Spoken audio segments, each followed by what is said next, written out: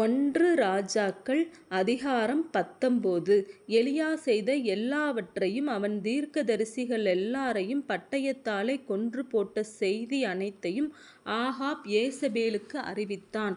அப்பொழுது யேசபேல் எலியாவினிடத்தில் ஆள் அனுப்பி, அவர்களின் ஒவ்வொருவனுடைய பிராணனுக்கு செய்யப்பட்டது போல நான் நாளை இந்நேரத்தில் உன் பிராணனுக்கு செய்யாதே போனால் தேவர்கள் அதற்கு சரியாகவும் அதற்கு அதிகமாகவும் எனக்கு செய்ய கடவர்கள் என்று சொல்லச் சொன்னாள்.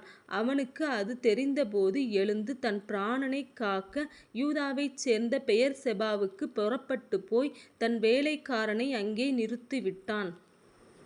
அவன் வனாந்தரத்தில் ஒரு நாள் பிரயாணம் போய் ஒரு சூரைச் செடியின் கீழ் உட்கார்ந்து தான் சாக வேண்டும் என்று கூறி, போதும் கர்த்தாவே, என் ஆத்துமாவை எடுத்துக்கொள்ளும், நான் என் பிதாக்களை பார்க்கிலும் நல்லவன் அல்ல என்று சொல்லி ஒரு சூரைச் செடியின் கீழ் படுத்து கொண்டு நித்திரை பண்ணினான். அப்பொழுது ஒரு தூதன் அவனை தட்டி எழுப்பி, எழுந்திருந்து போஜனம் பண்ணு என்றான். அவன் விழித்து பார்க்கிறபோது இதோ தழலில் சுடப்பட்ட அடையும் ஒரு பாத்திரத்தில் தண்ணீரும் அவன் தலைமாட்டில் இருந்தது. அப்பொழுது அவன் புசித்து குடித்து திரும்ப படுத்து கொண்டான். கர்த்தருடைய தூதன் திரும்ப இரண்டாந்தரம் அவனை தட்டி எழுப்பி, எழுந்திருந்து போஜனம் பண்ணு, நீ பண்ண வேண்டிய பிரயாணம் வெகு தூரம் என்றான்.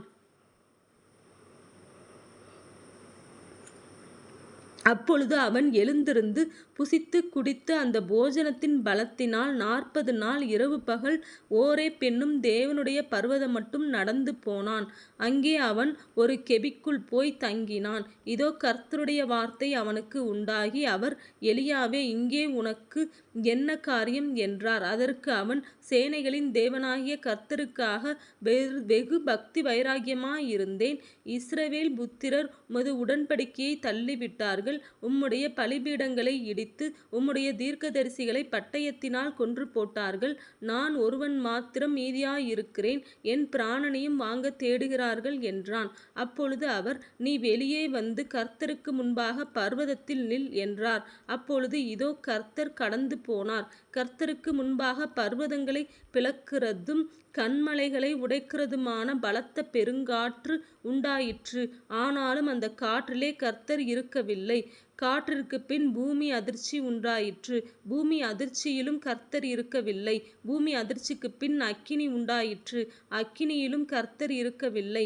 அக்கினிக்கு பின் அமர்ந்த மெல்லிய சத்தம் உண்டாயிற்று. அதை எலியா கேட்டபோது தன் சால்வையினால் தன் முகத்தை மூடிக்கொண்டு வெளியே வந்து கெபியின் வாசலில் நின்றான். அப்பொழுது இதோ, எலியாவே, இங்கே உனக்கு என்ன காரியம் என்கிற சத்தம் அவனுக்கு உண்டாயிற்று. அதற்கு அவன், சேனைகளின் தேவனாகிய கர்த்தருக்காக வெகு பக்தி வைராக்கியமாயிருந்தேன். இஸ்ரவேல் புத்திரர் உமது உடன்படிக்கையை தள்ளிவிட்டார்கள். உம்முடைய பலிபீடங்களை இடித்து உம்முடைய தீர்க்கதரிசிகளை பட்டயத்தினால் கொன்று போட்டார்கள். நான் ஒருவன் மாத்திரம் மீதியாயிருக்கிறேன், என் பிராணனையும் வாங்க தேடுகிறார்கள் என்றான். அப்பொழுது கர்த்தர் அவனை பார்த்து, நீ தமஸ்குவின் வழியாய் வனாந்தரத்துக்கு திரும்பிப்போய் ஆசகேலை சீரியாவின் மேல் ராஜாவாக அபிஷேகம் பண்ணி, பின்பு நிம்சியின் குமாரனாகிய யெகூவை இஸ்ரவேலின் மேல் ராஜாவாக அபிஷேகம் பண்ணி, ஆபேல் மேகொலா ஊரான சாப்பாத்தின் குமாரன் எலிசாவை உன் ஸ்தானத்தில் தீர்க்கதரிசியாக அபிஷேகம் பண்ணு. சம்பவிப்பதாவது, ஆசகேலின் பட்டயத்திற்கு தப்பினவனை யெகூ கொன்று போடுவான். யெகூவின் பட்டயத்திற்கு தப்பினவனை எலிசா கொன்று போடுவான். ஆனாலும் பாகாலுக்கு முடங்காதிருக்கிற முழங்கால்களையும் அவனை முத்தஞ்செய்யாதிருக்கிற வாய்களையுமுடைய 7000 பேரை இஸ்ரவேலிலே மீதியாக வைத்திருக்கிறேன் என்றார். அப்படியே அவன் அவ்விடம் விட்டு புறப்பட்டு போய் 12 ஏர் பூட்டி உழுத சாப்பாத்தின் குமாரனாகிய எலிசாவை கண்டான். அவன் 12ஆம் ஏரை ஓட்டிக் கொண்டிருந்தான். எலியா அவன் இருக்கும் இடம் மட்டும் போய் அவன் மேல் தன் சால்வையை போட்டான்.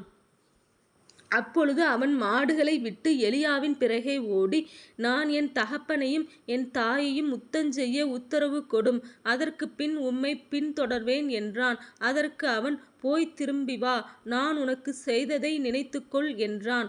அப்பொழுது அவன் இவனை விட்டு போய் ஏர் மாடுகளை பிடித்து அடித்து ஏரின் மரமுட்டுகளால் அவைகளின் இறைச்சியை சமைத்து ஜனங்களுக்கு கொடுத்தான். அவர்கள் சாப்பிட்ட பிற்பாடு அவன் எழுந்து எலியாவுக்கு பின் சென்று அவனுக்கு ஊழியஞ்செய்தான்.